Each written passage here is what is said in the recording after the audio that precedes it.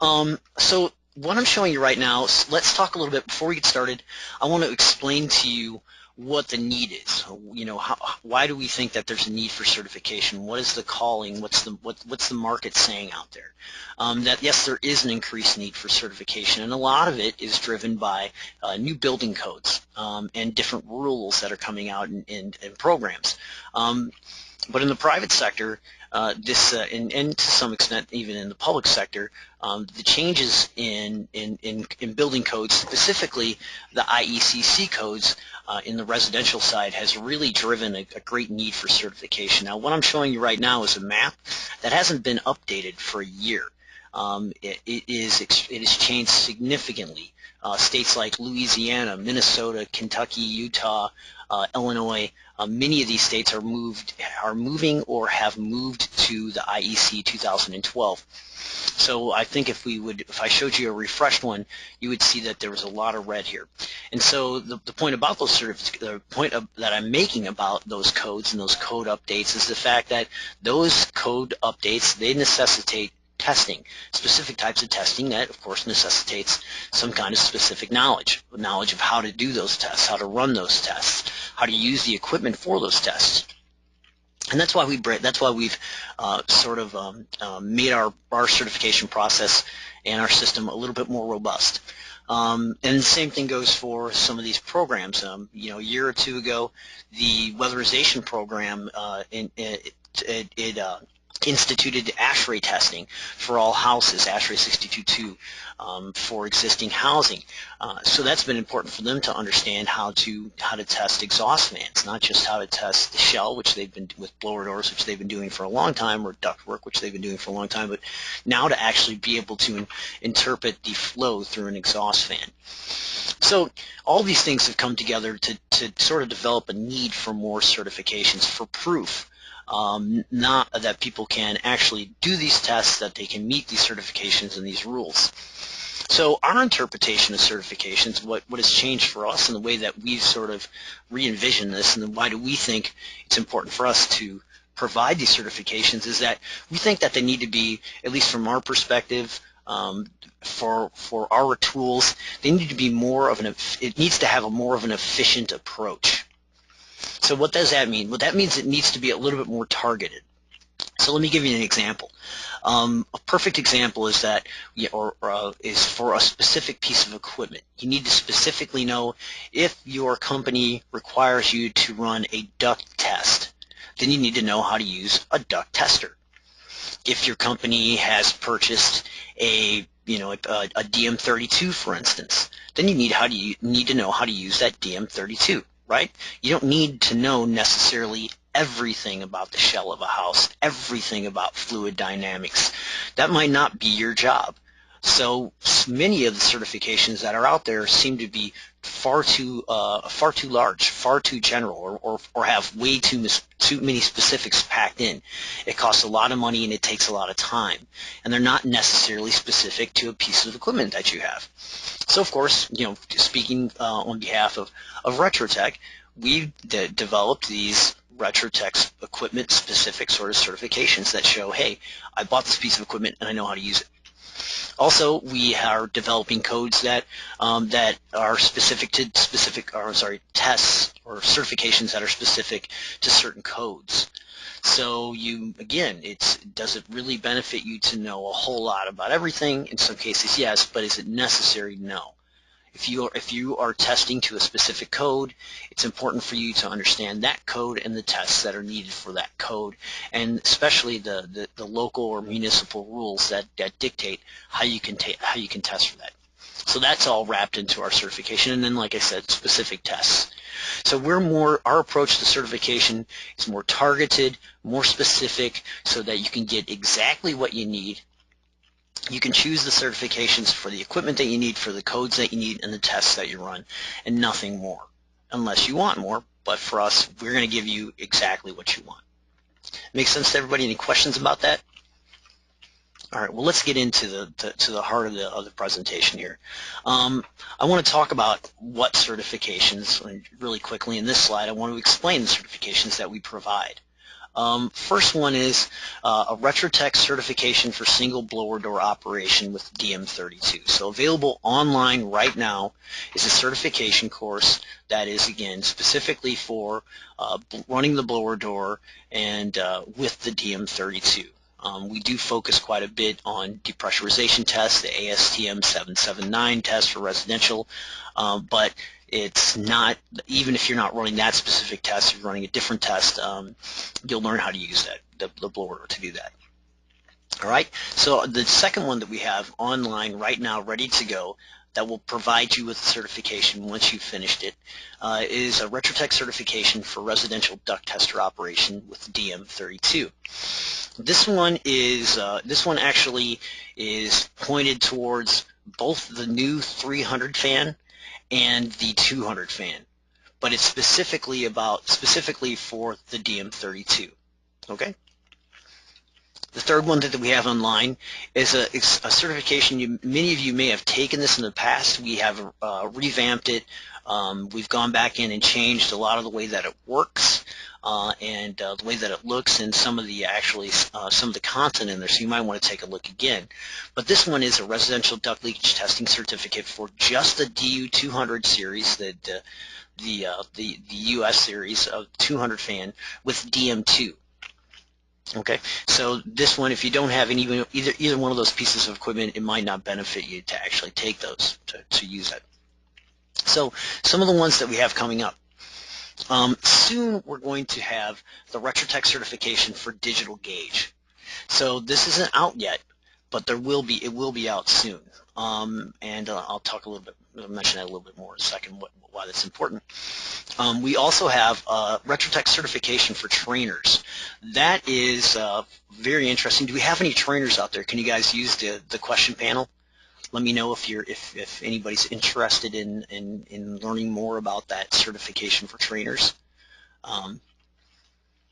All right, I'm not seeing any feedback about it, so I won't get too deep into that, but just suffice it to say that that is actually a component to a larger piece where we're offering discounts to trainers, where we have an online service for help people to find trainers, and then that certification will actually help you to train not just our products, but testing, duct testing, and blower testing in general. And then I mentioned a minute ago that gauge training is going to be part of a bigger component. Well, we're actually going to roll out very soon what we call a core curriculum certification. That core curriculum certification entails a duct tester training, whether it be your Retrotech certification for duct tester with DM32 or number 3 up here on your slide, which is the testing certification for the 200 series with DM2. One of those two, that'll be added to the Retrotech certification for single blower door and the digital gauge. So it's 3 certifications wrapped into one in what we call our core curriculum certification. Any questions about that? All right. So let's get started on let's talk about kind of, thank you, Paul. Hopefully that's enough information. Let me know, Paul or anybody else want me to say anything else about that last slide? Okay, well, I'll move on. There was one question. Okay, Jay. Yes. There was one question, and it applies to Paul, was about what is the access for trainers to the curriculum? Well, that's a great question, Joe. Why don't you mention that? Why don't you explain that a little bit? One of the things we're trying to offer is partnerships with trainers. So if you are a trainer and work with a training facility, or if you're a traveling trainer, that you can actually take our core courses for free, and you can coordinate that actually with through Jay to set that up. So if it is something you're doing, we want to make sure that you have all of the best training and options to make you're familiar with our equipment, Retrotech equipment, and provide some great training resources for you. Thanks, Joe. So any more questions about that? Okay, well, let's move on. So the slide that you see here, so is there anybody here who hasn't started the online course? Anybody who hasn't taken the online course yet? So just to let you know, this is how you get started. You go to I do have a link here at the bottom of the page But it's very easy. If you see the link here, you just go to retrotech.com, and if you just read that homepage, you're going to see that there's one or two links that will bring you to this page, which is our litmus, or access to our learning environment. You do need to get a login name. You need a password, and you need a username. That's going to be very important, because that is going to be where your certification, your actual hard certification, is sent. I guess I shouldn't say your virtual certification, which you can print out into a hard copy. So it's very important. That's how we keep track of you. There is a lot that goes on in the LMS. I want to say a little bit about that. So just so you know, those of you that have actually taken this course before, or have taken one of our courses before, you've probably recognized this slide. This slide explains a little bit about how you can actually sort of maneuver around within the confines of the course. So for those of you that have reported now haven't taken it yet, there's no time limit on this course. You can start it whenever you want, and you can finish it whenever you want. But you need to make sure that you hit this exit button. Now, obviously, this is, we're not in the LMS right now, so you can't see it. But if you were, you would want to make sure that you would use the arrow, the exit sign on the top right, so that you can get in and out of a slide and come back later. If you don't hit that, then your progress won't be saved. And just to let you know, the way that these things are set up, most of our modules are set up as videos. So a course is what we just described. It's a group of modules, and each one of those modules is a specific encapsulated sort of class that talks about a specific topic, right? If you leave that module and you don't come back, it's going to make you start over. You have to complete 85 to 90% of every module in order for the system to let you move on to the next module. It's part of our sort of our checks and balances to make sure that we are providing a verifiable certification. Okay, not just a little pat on the back, so that you really know how to do what you're supposed to know. So let's move on to the next one. So you'll see this, you probably recognize this one. So we also have this slide where we talk about how you're going to want to, what we say, play along. But what we mean by playing along is that you want to make sure that if you're taking the course about a gauge, that you have the gauge. If you're taking the course about the blower door, if you're taking a course about the duct tester, that you have access to that. In fact, we do have exercises, especially the blower door curriculum or the blower door course. Each one of the modules in that blower door course are going to ask you to learn how to do something with that blower door, and then it's going to say, okay, stop here, go actually do that with a blower door, and then come back and we'll ask you questions about it. You don't have to. Obviously, we don't verify that. We don't have a way to verify that, but we do want you to learn. And if you really want to learn, if you really want to make sure that you encode this information and you remember this information and you're able to do this in the field without worrying about it, then you're going to want to make sure that you have some hands-on mixed in with this sort of online training. And the same goes. So if you're just doing, especially if you're just doing something that has to do with a gauge, we really encourage you to have that gauge in your hand. Okay, sound good? Let's move on to the next slide. The other thing that we really encourage you to do is to get a hold of one of your quick guides. Go to retrotech.com. At the top of the page, you'll see the support button, and that will take you to all of our guides, all of our manuals. It'll take you to any of the reference tools, any of the written, printed type of reference tools you want. You can watch. You can have those by you in a printed format, or you can refer to them on the web, whatever you want to do. But definitely want to recommend to you that you have those available to you during the course. It's going to make the course easier to follow, and again, it's going to help you keep that stuff in your brain so that when you leave the course, you can remember what you learned. Is that okay with everybody? Let's move on to the next slide. So a word about the quick guides. So the quick guides are sort of developed. In fact, all these trainings are really developed to follow a quick guide. And each one of those quick guides they provide a really detailed step-by-step procedure. It's going to guide you through preparation. It's going to guide you through the test. It can even help you interpret some of those tests.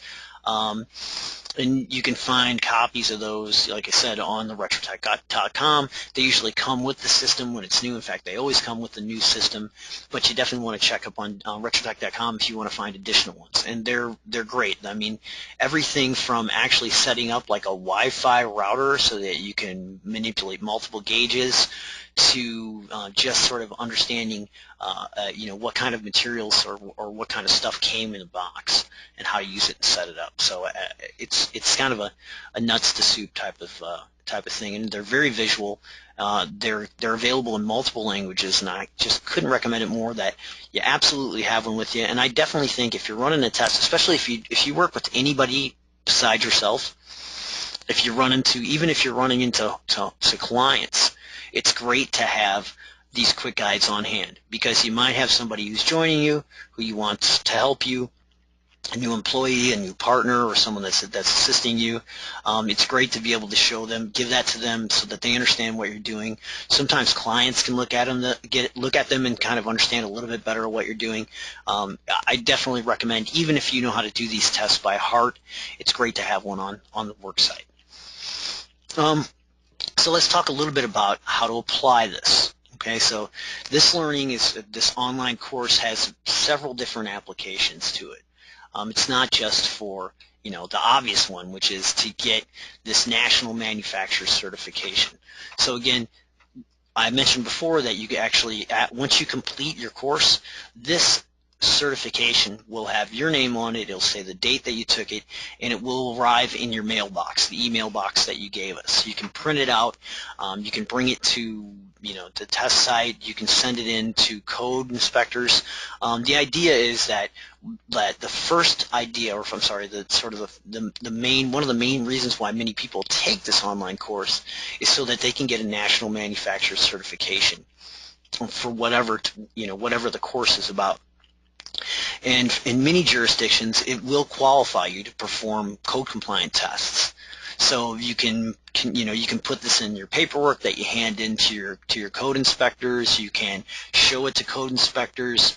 Obviously this is not hold true completely in every jurisdiction. Some places they say specifically a certification you have to have. Some places they don't. But I know that we've been doing a lot of work right now in Louisiana. And I know that there's a lot of changes in Utah, Kentucky, Minneapolis, where they may or may not, in the local jurisdictions, say exactly where that certification needs to come from. So the next application is just sort of a self-study thing. So how does that actually, how's that work? Well, when we made this online training, we really thought a lot about what many educators call the flipped classroom. And the flipped classroom the idea is that you do your homework in the classroom or on the job, which is, your hands-on stuff, and then the lecture sort of stuff, the learning, the written stuff, is good for you to do on your own. So I'm sorry, I kind of sped through that last one, and I've got a question from Darren. Why is the certification only good for 1 year? So Darren, the certification, we've changed that recently. The idea was it was supposed to be, and this is my fault, when I put it together, the idea was that you were supposed to be reminded every year to check up for improvements or for changes in the technology. I mean, if you take our certification a year ago, you would see that the technology's changed significantly. We've got a new fan out. We've got big changes in the gauge. So Darren, that will be changed. It won't be. It's not just good for 1 year. It's actually just you will be reminded, within a year that yes. Yeah, I think what we're going to try and do is make it a 2-year certification. That's a very common term. Some are 3 years, but the difference in the certification that we developed is that when you come back to renew or do a checkup or show you what are all the new cool features that may be on some of the devices that you may still be exposed to, is that it's free. So when you come back to update your certification, there's no fee to do that. So you can just come online and actually do a much shorter, simple course showing you what are the updates as to what's changed or some things to be aware of. And that's kind of the difference. So it really doesn't mean in 2 years you're going to have to come back and spend any extra money to stay up to date. Ooh, good point. I wish I would have made that. You're good, Joe. You're good. So the point about that I was kind of getting ahead of myself here before I answered your question, and Darren, I'm glad that helped, is just this sort of self-study idea, the idea that that learning on your own can have a lot of benefits. It can be beneficial to just the person who is looking for a job. It can be beneficial to employers, and it can be beneficial to people who are actually training people. So I want to talk a little bit about that. Oh, and something else I wanted to mention that, obviously, so I have right here the DM32, the DM2, and then what I have here on the right is a virtual gauge. So before I talk about, a couple more slides and spend a couple minutes about talking about the applications of self-study, I want to let you know that in my experience, what I actually did to learn before I actually got a contract with Retrotech, I learned how to use their gauge by using Virtual Gauge, which is a free PC piece of software that can do simulated tests and that simulates a DM32 exactly. So I actually learned for free how to run a DM32 by downloading this piece of software that was available at retrotech.com. So the point is that no matter what application that you have for self-study you have, whether you be a trainer or a prospective employee or a firm, a person who owns a firm or a boss, that type of thing, you can still have people using gauges at home. They don't have to bring your gauges at home. You can have people who are taking the training who haven't bought a gauge yet but are still practicing with the gauge. All these things you can do for free by using Virtual Gauge. Any questions about that? So pre-training is very helpful. I did mention that. So not just for for the people you would think of, but distributors. We work very closely with Johnstone.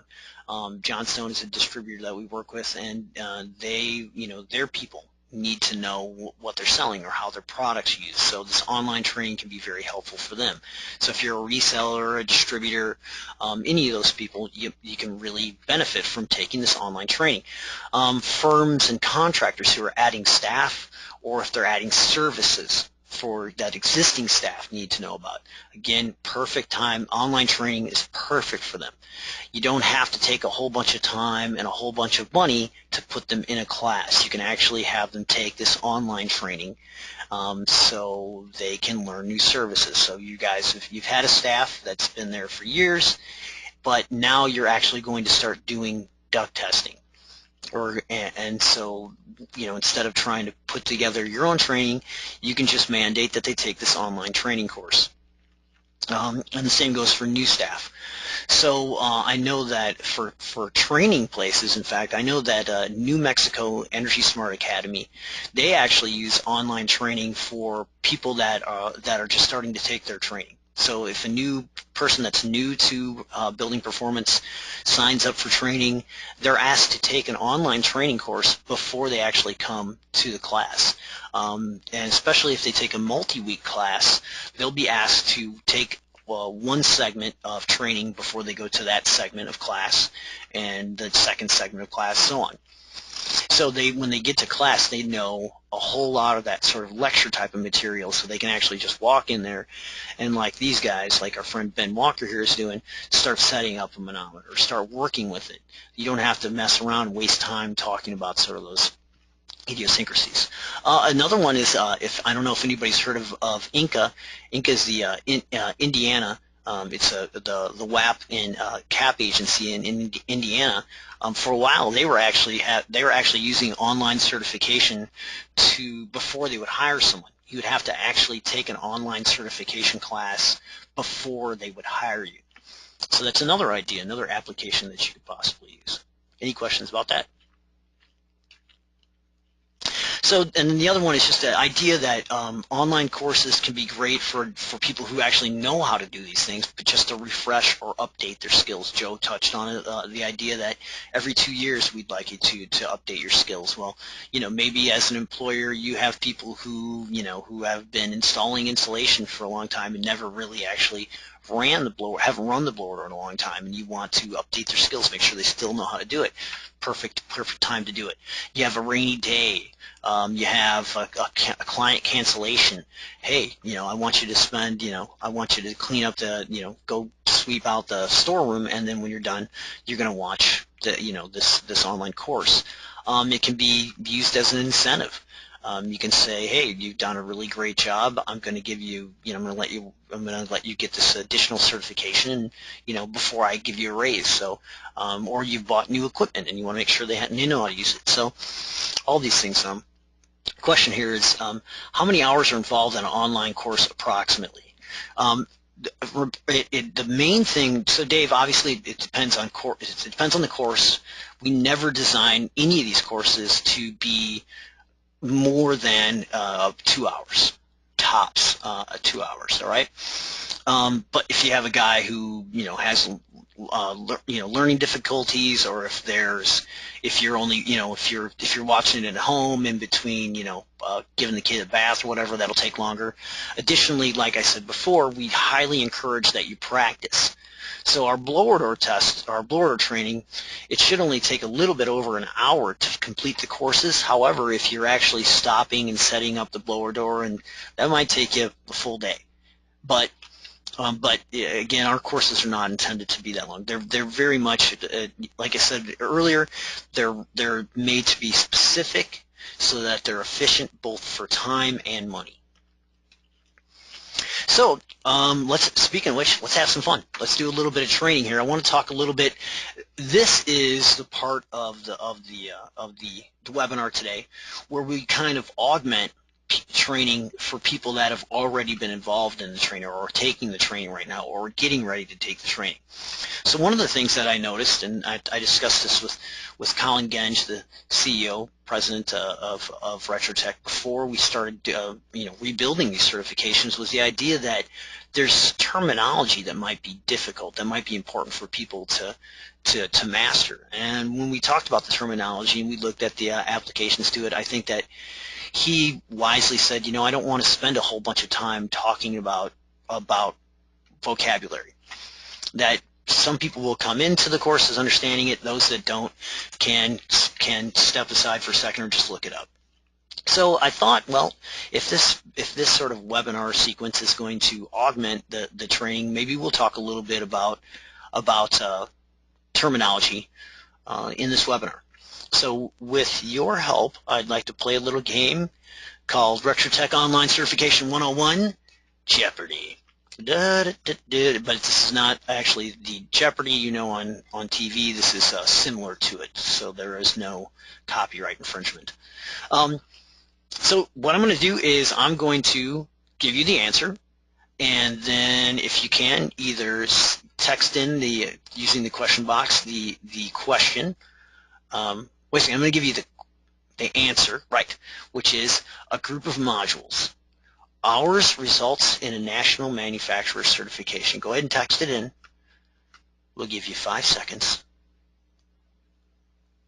And that's the answer, a group of modules. Ours results in a national manufacturer certification. And the question is, what is the course? Got the hang of it? All right, let's do a few more. An individual online class that deals with a specific subject. Who's going to be first to answer this one? Oh, yes. Thank you, Cliff and Rick.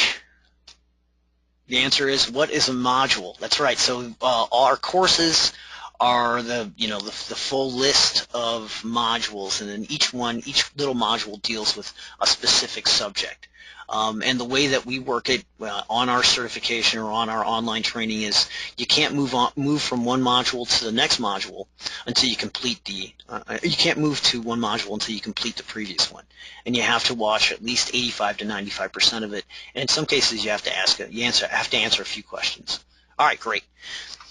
A unit with an electronic pressure sensor and a digital display that is capable of reading in tenths of a Pascal. What's the answer to that one? You guys are doing great on these responses, by the way.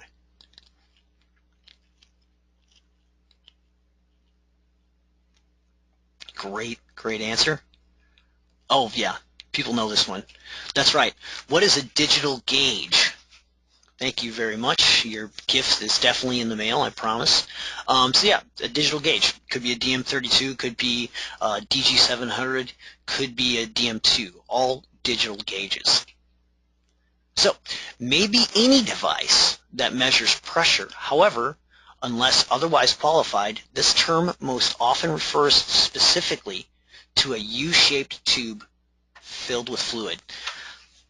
Hint, many of you answered this for the last question. So another hint, this is not a gauge, but gauges are built, pressure gauges are built on this idea. That's right. And it works on differential pressure, the difference between pressures. The difference between 2 points, not an absolute, but the difference between 2 points. Absolutely right. This is a manometer. This is awesome. This is like a Friday afternoon party going on in here. There's just knowledge everywhere and just wonderful, guys. Thank you so much. You're doing great. So the readings shown on channel B of a Retrotech gauge. This is a tough one. This is a term that we use frequently throughout the training. It is a specific term, and oftentimes I'm asked the question, what exactly does this mean? Simple. So the readings that are shown on channel B of the Retrotech gauge. So this is the flow side. Nice guess. Very good. Mark, great. What are results? So we talk about all the time, we talk about results, these results. Well, the actual results that we're talking about are essentially the readings that are on the gauge. So you could have EQLA, you could have flow at 50, you could have any number of these sort of specific types of ACH at 50, any of these sort of different types of results that actually the DM32 actually calculates inside the gauge itself. Many gauges, many digital gauges, and of course all all analog gauges, you actually have to write something down, maybe like the can't reach 50 factor, or you have to take the information out of there and figure it out outside of it. But on the DM32, it actually does numerous amounts of results right there in the gauge, which is really cool. So indoors, opposite of outdoors, the space that is heated or cooled intentionally. For those of you in weatherization, this is also can be another hint is it can be a lot more difficult. Anybody who's working in retrofit housing knows that this is a lot more difficult than it sounds. All right, well, Cliff, Dave, and Rick all had different answers. They're all right. But the one that we use the most, the term that we use the most in the training is conditioned space, but your guys are right. This could be the building envelope. It could be the thermal envelope, right? But generally it is the idea that it's the space, and we try and make it, we don't get too deep into, is it heated accidentally and should it be heated accidentally and things like that. When we just think about it, we think about the place that is intentionally heated or cooled. All right. Jay, yes. I need to remind your contestants that this is Jeopardy and your answer should be in a questioned form. So that's right. So Cliff Ellefson, if I can say your whole name, you are the winner because you are the only one. You're the only one in that answer that answered as a question. And Dave, earlier you asked a question that was in a question form. So thank you. So this one, a yellow Ethernet style or Ethernet, depending on which side of the border you're on. It's a cable used to control Retrotech fans.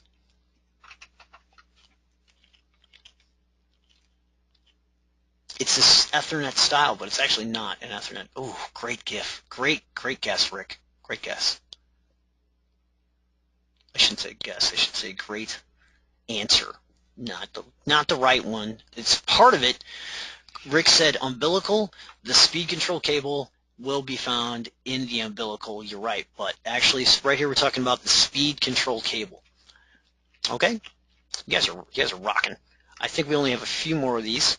The size of a hole we'd have if all of the building's cracks and holes could somehow be brought together. It's also called whole room leakage. You're doing great, Rick. And I hope when you say, Rick, when you say you're killing me, I hope you mean that I'm making you laugh with the pleasure of learning. So a little hint about this one. This whole room leakage, this result is what it is. It's actually a result. It is used when we're trying to calibrate a fan, or I'm sorry, when we're checking the calibration of a fan. This will be the result that we rely on. So close, Andrew, and I think that, yes, Andrew, you've got it right. EQLA, and you know what Andrew did, which I think is really smart, is he just put a question mark on the end. So, Joe, does that count as a correct answer?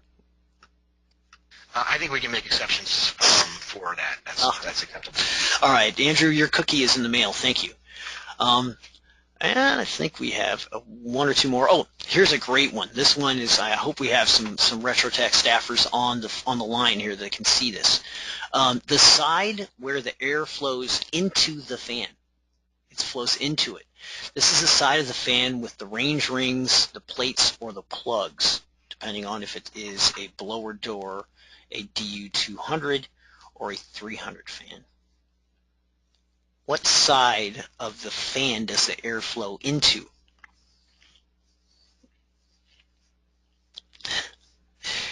Dave, I'm going to give that to you because you, oh, Dave and Mark, great, you're both right. Huh? How about that? Because you guys both said essentially the same thing, and you're absolutely right. What is the front of the fan or the inlet? This confuses people terribly because oftentimes the front of the fan is on the outside of the house. If you're doing a depressurization or a pressurization test, it can be very confusing because the fan will be, you're still inside, but the fan will be pointed a different way. So yes, so the front of the fan is the one with the known hole. Really good, really good. So if you're doing a depressurization test on a home, let's say we're doing an ASTM 779 depressurization test to 50 on a home, which way is the fan facing? This is for extra credit. Joe, which way is the fan facing if you're depressurizing a house?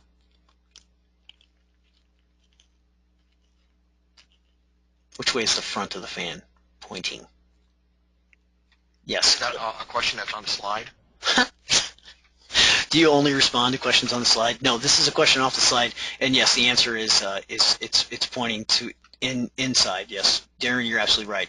So that fan, if you're running a depressurization test, a blower door depressurization test, the front of the fan is actually facing inside, not towards the front of the house. That's the back. So, all right, cool.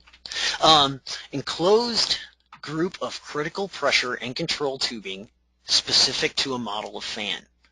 Some model of fans have green tubes in them. Some have don't. Some have red tubes in them. All of them have yellow tubes and a yellow control tube. Rick, you're right, even though you answered this yes, that's exactly right. It is the umbilical. All right, so thanks a lot.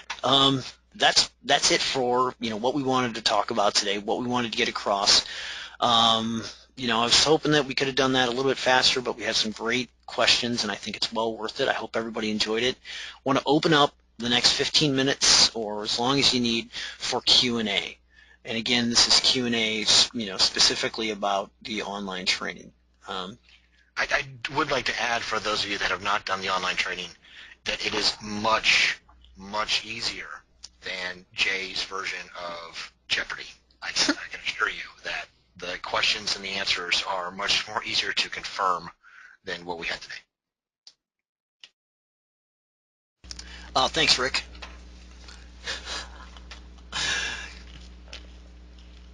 They are, but I think the main thing is, yes, for that online training is you're given the information before that you're actually asked the question. I didn't actually give you any information, I don't think, too much. All right. Well, is anybody... I got one I'd like to ask the group. Is that I'd like to know where are you and out there in the world And are you required to do duct testing? And are you required to do blower door? I'll just leave that as so you can reply no or yes and say, DT or BD, just so I can get an idea about what are some of the requirements that are out there. And my other follow-up question would be what does your building official or code require for the people that are about to do any kind of testing? It's one of the reasons we developed the online certification for knowledge base, but also to help for people to be able to become certified to do local testing.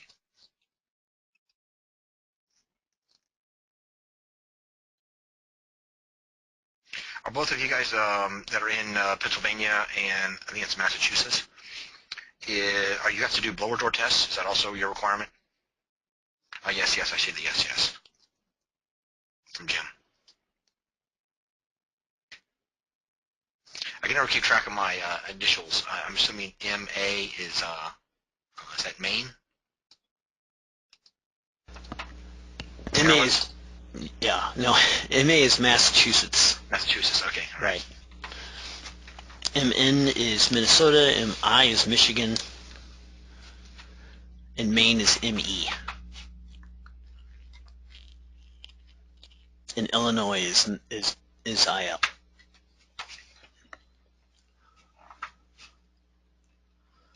Wow, some great feedback here.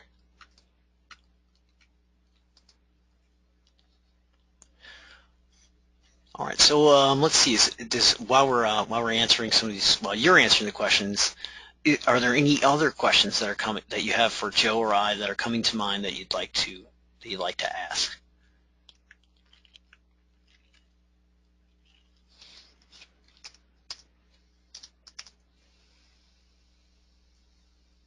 Okay. I'll throw one back out at you then. Is there any other webinars or topics or anything that we can help provide for you that you'd like to have as a focused training? Jay did mention that we are working on a basic duct testing course, blower door course. Soon we'll have a gauge course.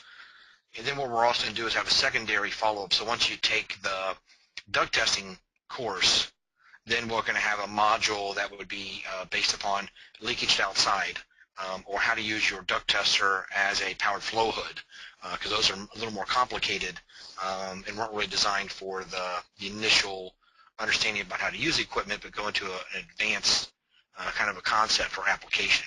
So if there's anything else you think would be a good follow-up module, would be great. Darren mentioned he just joined a Comfort Institute, and if you buy the certification, the online certification comes with each unit that you've purchased. So if you purchased one a while ago before we had some of these trainings, then you can contact Scott to confirm your purchase, and we can get you signed up for the certification class. Anything you buy now or in the future comes with an automatic sign-up to do that.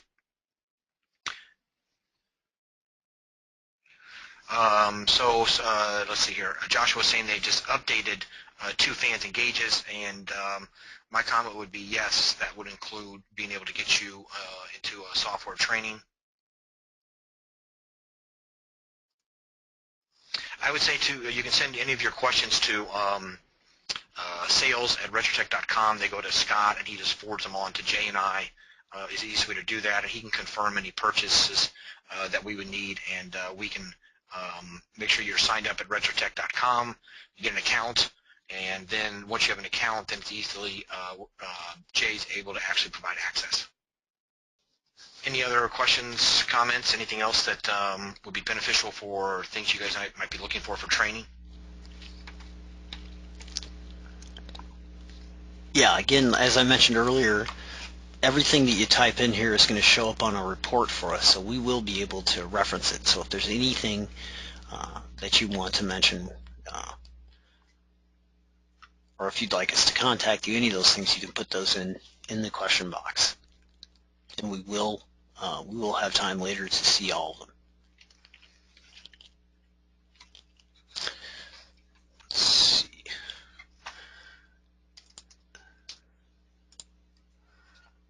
Joe, are you answering Rob's question? Um, Okay, well, Rob, the question is, so what's the link? Just go to www.retrotech.com, and you'll see in about the middle of the page there's actually a tile there that talks about our new trainings online. That has a link on it, so it's I think the easiest way to do it. You don't have to remember it. But if you click on that link, it'll take you to the sign up sheet, the little sign up area that I showed you earlier.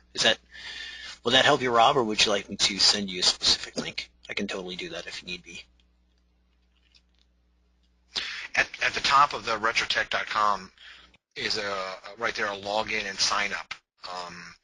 And in order to do any of the following, that if you purchase equipment, then you end up getting signed up automatically. But if not, you want to make sure you're signed up as having an account, and that's how you actually will be able to access and do a variety of the training options.